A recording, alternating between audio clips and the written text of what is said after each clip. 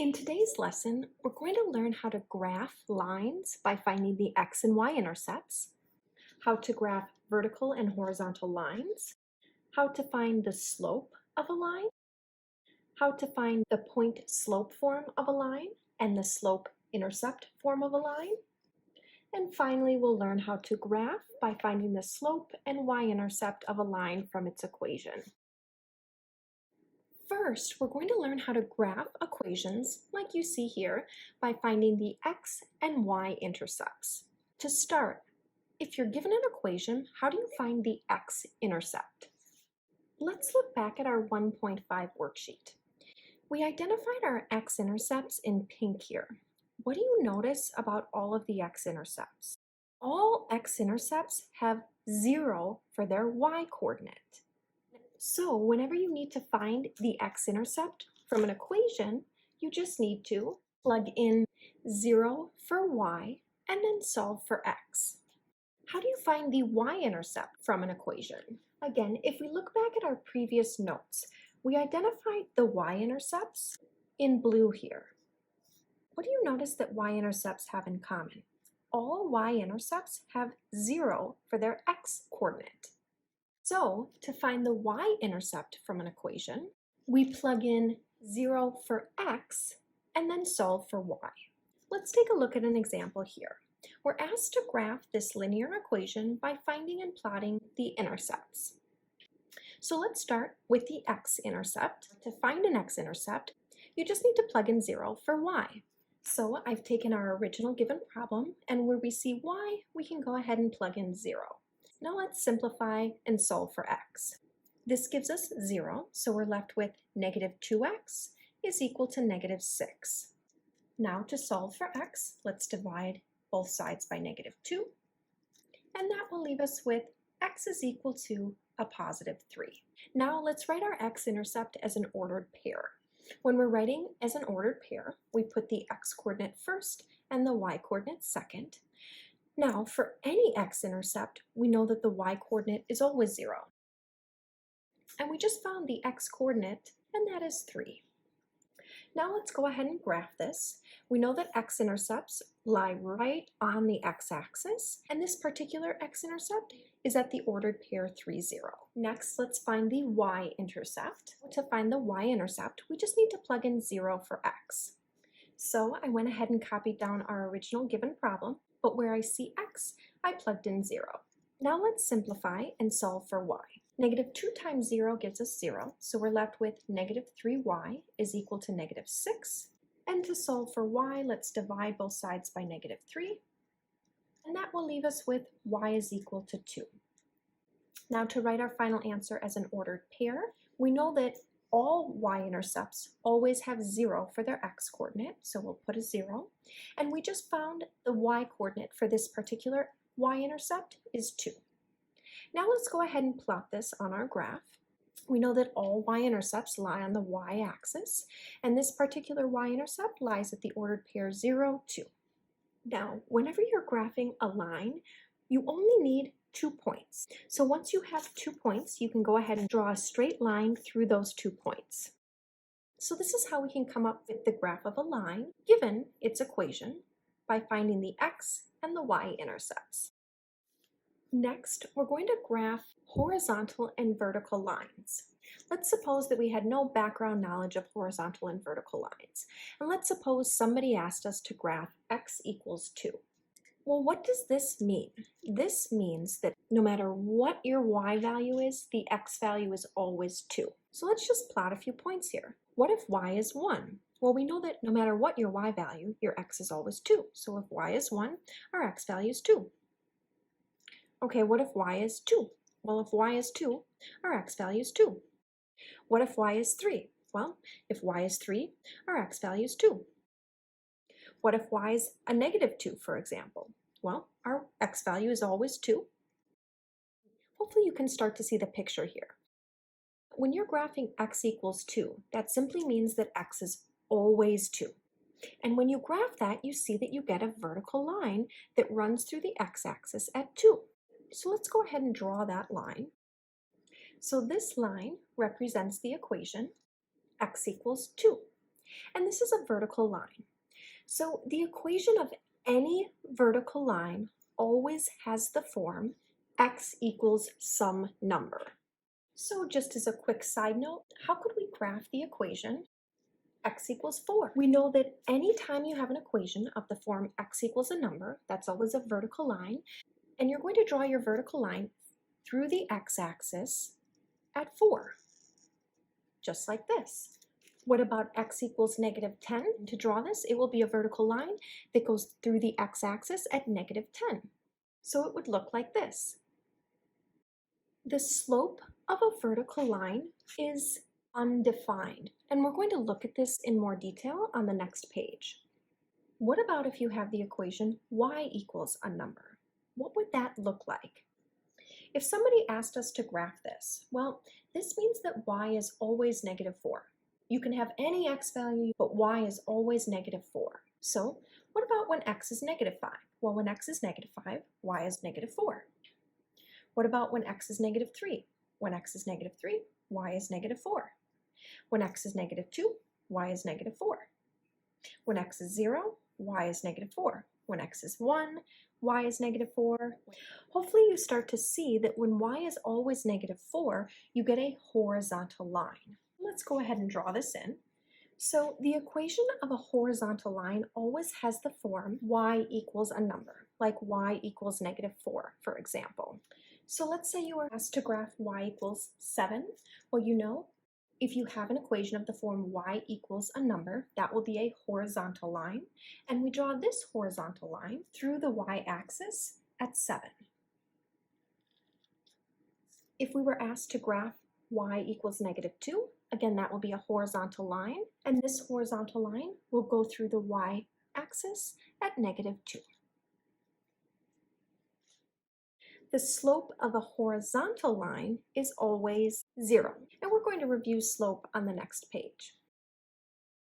Next, we're going to quickly review slope.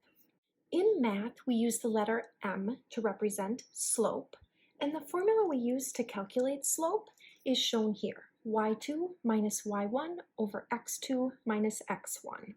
Slope is also defined as the change in y divided by the change in x, and slope is also often referred to as the rise over run. In order to calculate the slope, you just need 2 points, like we see here, and you need to start by labeling your points x1, y1, and x2, y2. Now there's 2 different ways to do our labeling, and that will give us 2 different correct ways we could calculate slope. We'll look at both ways. Let's suppose we decide to label this x value x1. If we label this x1, we have to label the corresponding y value y1, and then we label this x value x2, and then we have to label the corresponding y value y2. Now we use our formula to calculate the slope. I'm going to emphasize that in the numerator we subtract the y values, and in the denominator we subtract the x values. So to start, I'm just going to go ahead and put the subtraction symbols in our numerator and denominator. Now in the numerator we subtract the y values. So we're going to take y2 minus y1. y2 is 11, and then we're going to subtract y1, which is a -1. In the denominator, we subtract the x values, so we take x2, which is a -2, and then we subtract x1, which is 6. Minus a negative is equal to a plus, so we can rewrite this as 11 plus 1. -2 minus 6 gives us a -8. This will leave us with 12 divided by -8. And we can reduce this by dividing the numerator and the denominator by 4 to leave us with 3/2. And generally with fractions, we don't like to put a negative in the denominator for our final answer. We prefer to put negatives either in the numerator or out front. So that's method 1. Let's quickly compare this to method 2. For method 2, I copied down the same original points. The only difference in method 2 is that instead of labeling this ordered pair x1, y1, we could label this ordered pair x2, y2. And then we would label this ordered pair x1, y1. It doesn't matter if you label your ordered pairs this way or this way. You'll get the same correct slope either way. So let's compute the slope for method 2 to verify that we do in fact get the same answer. So I'm going to start by drawing in that subtraction symbol. Then we're going to take y2 minus y1. So y2 is negative 1, and we're going to subtract y1, which is 11. Then in the denominator, we subtract the x's. So we're going to take x2, which is 6, and then we're going to subtract x1, which is a negative 2. Now let's simplify. This will leave us with negative 12, and 6 minus a negative 2 is the same as 6 plus 2, which gives us 8. And negative 12/8 reduces to a negative 3/2. And again, you can put the negative in the numerator or out front. So we see we got the same answer. So when you're calculating slope, you just need 2 points. Label one of your points x1, y1, and the other point x2, y2. And if you flip that labeling around, you'll still get the same answer. On the previous page, we said that the slope of a vertical line is undefined. We'll see why that's the case in problem B. So to compute the slope for problem B, let's label one of our points x1, y1. Doesn't matter which one. I think I'll label this one x1, y1, and then we'll label the other point x2, y2. Again, if you switch that labeling around, that would be totally fine. So when we're calculating slope, in the numerator, we subtract the y values. So we're going to take y2, negative 3, minus y1, which is a 1. And in the denominator, we subtract the x values. So we're going to take x2, which is 4, and we're going to subtract x1, which is 4. This leaves us with a negative 4 in the numerator and a 0 in the denominator. Now, in mathematics, we are not allowed to divide by 0. When we divide by 0, we say that that value is undefined. So we see we've proved to ourselves here that the slope of a vertical line is undefined. Next, we're going to talk about two important forms of a line: the point-slope form and the slope-intercept form. The point-slope form of a line is what you see right here. Y minus y1 is equal to m times x minus x1. Let's look at an example. Find an equation of the line with the given properties, and we're asked to write our equation in point-slope form. For part A, we're told that the slope of our line is 2 and that this ordered pair lies on the line. So I've just copied down the point-slope form right here. Now, the way I've color-coded this, the pieces in black always stay the same. The pieces in pink change. You're going to plug in values for these pink pieces according to what's given in the problem. So we'll start by writing the y minus. Now for y1, we plug in the y value of our given ordered pair, which is 5.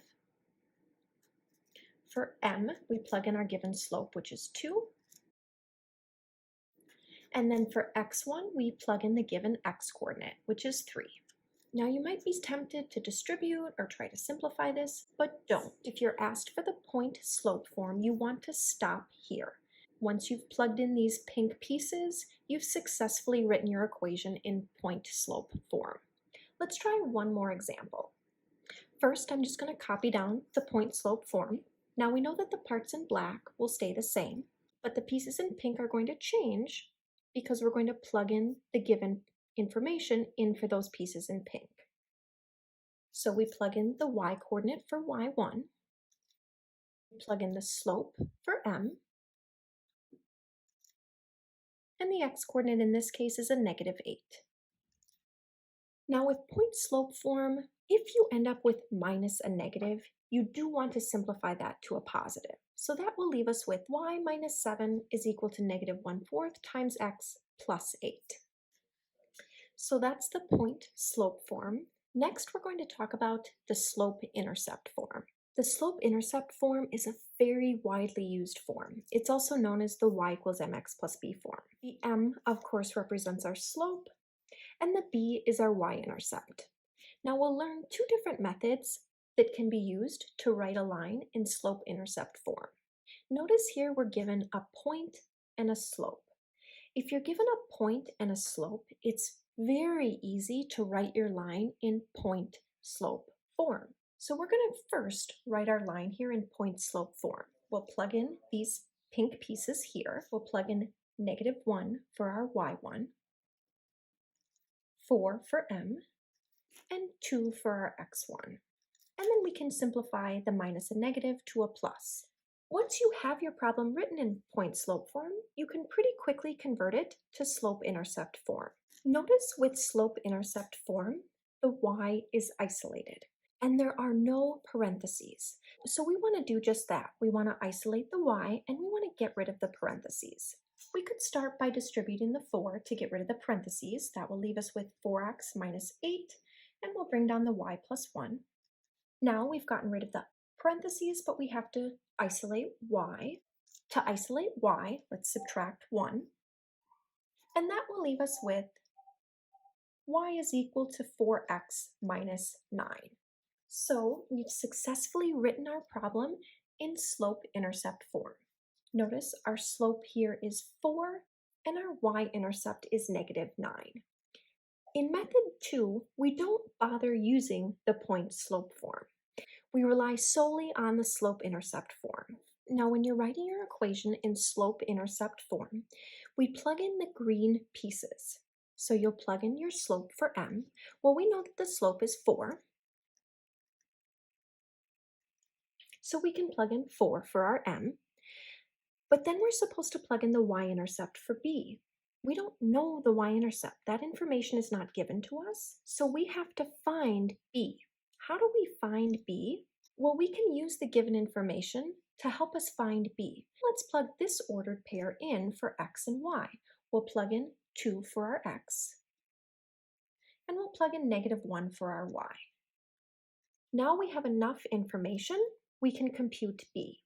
So we're left with -1 is equal to 4 times 2 plus b. Let's go ahead and solve for b. This gives us 8, so we're left with -1 is equal to 8 plus b. And to solve for b, let's subtract 8. And that will leave us with -9 is equal to b.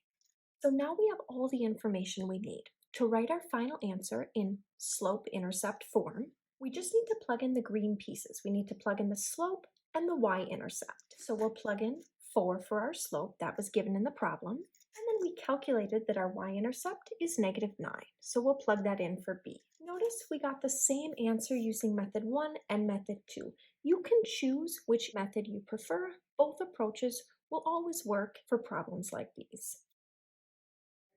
Let's take a look at one more example where we are asked to write our answer in slope-intercept form. Remember, slope-intercept form is that y equals mx plus b form. When you're asked to write the equation of a line, the first thing you need to do is find the slope. In the previous problem, the slope was given. If the slope is not given, the first thing you want to do is find the slope.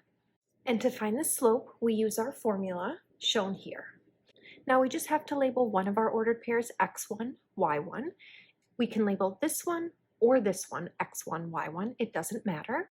I'm just going to randomly decide to label this ordered pair x1, y1, and then we can label the other ordered pair x2, y2.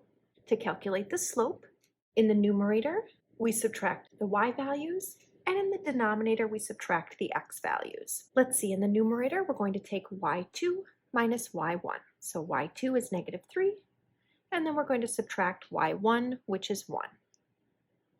In the denominator, we subtract the x values, so we'll take x2, which is 5, and then we'll subtract x1, which is a -4. Then we can simplify. -3 minus 1 will give us a -4, and in the denominator, this is equivalent to 5 plus 4, which will give us 9. So we've identified our slope. Now remember, if you're given a point on the line and the slope, there's two different methods we can use to write our answer in slope-intercept form. We learned those two methods on the previous page, and we're going to practice those two methods again. Method 1 says if you know a point on the line and the slope, start by writing your answer in point-slope form. When you're writing point-slope form, you just need any point on the line. Any point will work. You could use this point or any other point if you knew it. So I'm going to randomly decide to use this point here. And we found the slope is -4/9. Here's our point slope form, and we're going to plug in these blue pieces here. Okay, so I plugged in 1 for our y1, -4/9 for our m, and -4 for our x1. Now, to simplify, let's rewrite minus and negative is a plus. Now we've written our answer in point slope form. But we don't want our final answer in point slope form. We want our final answer in slope-intercept form. Again, slope-intercept is the y equals mx plus b form. So in the y equals mx plus b form, the y is isolated, so we need to isolate y. And there are no parentheses, so we also need to get rid of the parentheses here. So I'm going to start by distributing this -4/9. We'll bring down the y minus 1, and -4/9 times x will give us a -4/9 x. And you can either multiply -4/9 times 4 by hand or on your calculator. -4/9 times 4 will give us a -16/9. Now we've gotten rid of the parentheses. Now we want to isolate y, so let's add 1. And that will leave us with y is equal to -4/9 x. Now you could either get a common denominator here to add this by hand, or to make it even easier, you can just pull out your calculator. -16/9 plus 1 will give us a -7/9. Now it's written in that slope-intercept form.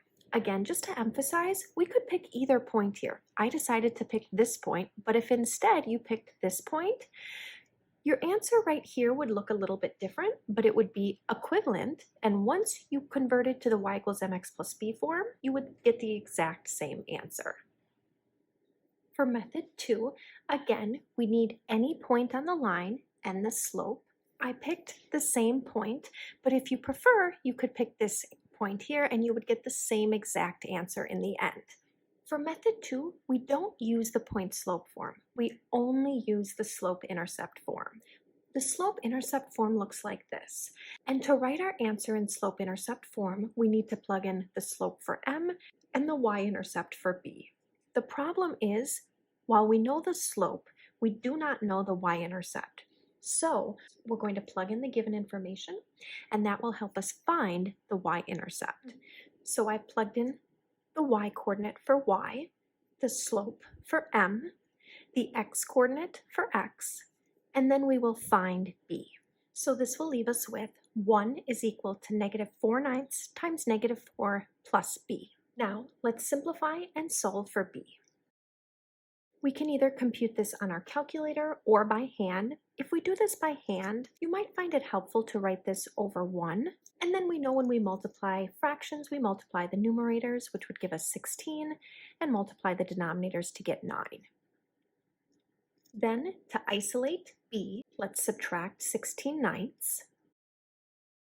And again, you can do this by hand by getting a common denominator, or just pull out your calculator and compute 1 minus 16/9, which will give you -7/9.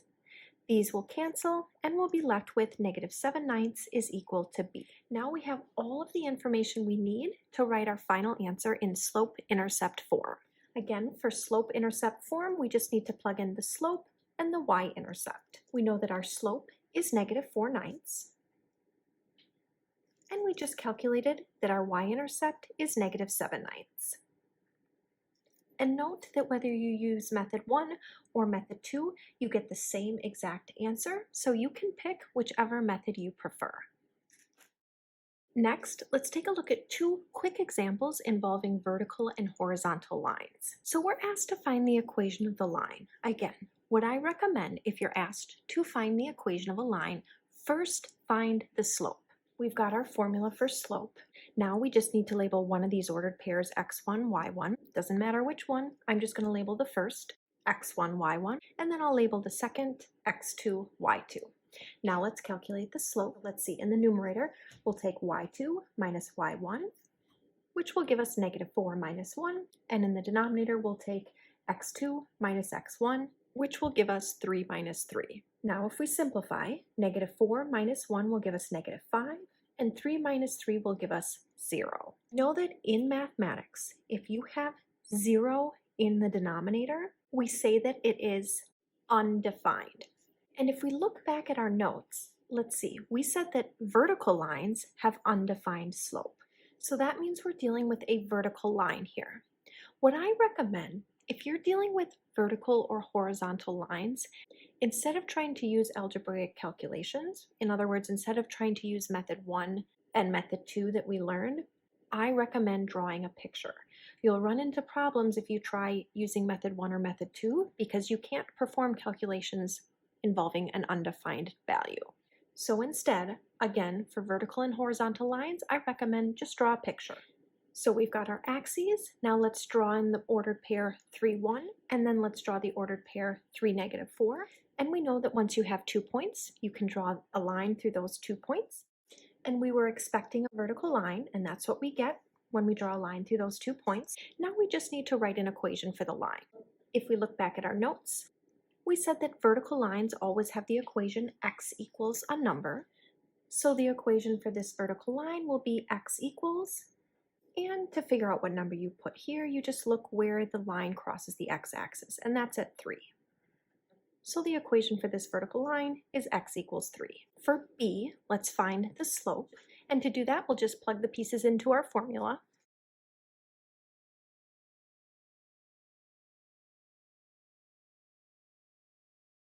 And we end up with this for our slope. If you switched your labeling around, you would end up with 0 over +6 instead. But either way, the final slope simplifies to 0. If you have 0 in the denominator of a fraction, we call that undefined. If you have 0 in the numerator, that's just equal to 0. And if we look back at our notes, we said that horizontal lines have 0 slope.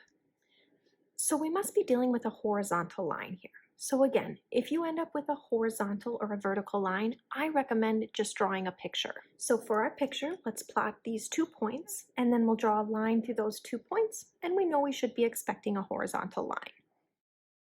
And let's look back at our notes. We said the equation for a horizontal line is y equals a number. So we can write an equation for this horizontal line in the form y equals, and the value that we put here is just where the graph crosses the y-axis, which is -2. And finally, we're going to practice finding the slope and y-intercept of a line from its equation, and then using that information to graph. So let's suppose we're asked to find the slope and y-intercept of a line. The easiest way to figure it out is to write your equation in slope-intercept form. To do that, let's start by copying down our original problem. And for slope-intercept form, we want to isolate y. So let's start by subtracting 2x. That will leave us with -5y is equal to, and in y equals mx plus b form, we put the x first and the constant last. So I'm going to write this as -2x plus 10. And the last step is to isolate y. So let's divide by -5. And if we divide this side by -5, we have to divide everything on the other side by -5. You could divide this entire side by -5, or what I prefer is to divide each individual piece by -5. I think it's easier to simplify that way. These will cancel, so we'll be left with y is equal to -2 divided by -5. A negative divided by a negative is positive, so we're left with 2/5 x. And 10 divided by -5 will give us a -2. Now that we've written it in y equals mx plus b form, we can very quickly identify the slope and y-intercept. The slope is always the number attached to your x, which is 2/5 in this case. And the y-intercept is the constant, the number that is not attached to a variable, which is -2 in this case. So if we write our y-intercept as an ordered pair, that would be 0, -2. Remember, the x-coordinate of your y-intercept is always 0. Now that we've identified the slope and the y-intercept, let's graph. Once you know the slope and y-intercept, if you want to use that information to graph, you always first start with the y-intercept, which is 0, -2. Then you use the slope to count your next point. The top number tells you to go up or down. Since it's a positive 2, we're going to go up 2. And the bottom number tells you to move right or left. Since it's a positive 5, we're going to move to the right 5. And that gives us these 2 points. Again, we started at the y-intercept and then we went up 2 to the right 5. Now we've connected those points and we've got our line. Let's try one last quick example. If we want to find the slope and y-intercept, the first step is to write it in slope-intercept form, or in other words, y equals mx plus b form. So I've started by copying the original problem. Now we want to isolate y. To start, I'm going to add 3x. And we also want to get rid of this 18, so I'm also going to subtract 18.